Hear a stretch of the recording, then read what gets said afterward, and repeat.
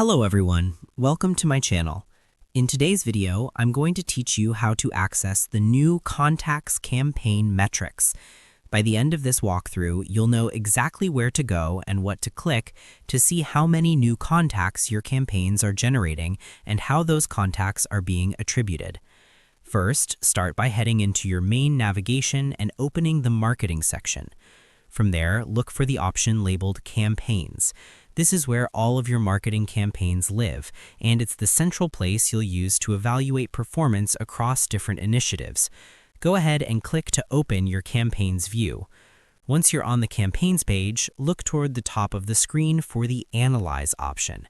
This is your entry point into more advanced reporting. Click Analyze, and from the drop-down menu that appears, select Campaign Analytics.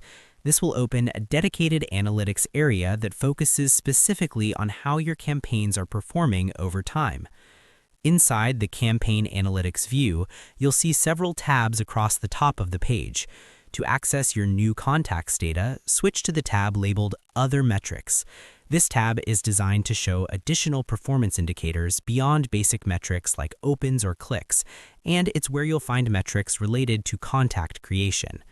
Now that you're on the Other Metrics tab, look to the top left corner of the chart area. You'll see a drop-down menu that controls which metric is displayed in the chart. Open that drop-down and select New Contacts Created from the list. Once selected, the chart will refresh to show how many new contacts are being generated by your campaign activity.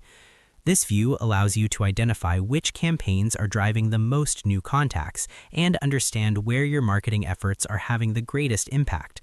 You can use these insights to refine your budget, adjust your messaging, or prioritize the channels that are performing best. And that's all you need to do to access and review the new contact campaign metrics inside the Campaign Analytics tool. Thank you for watching, and if you found this helpful, don't forget to like and subscribe for more tutorials.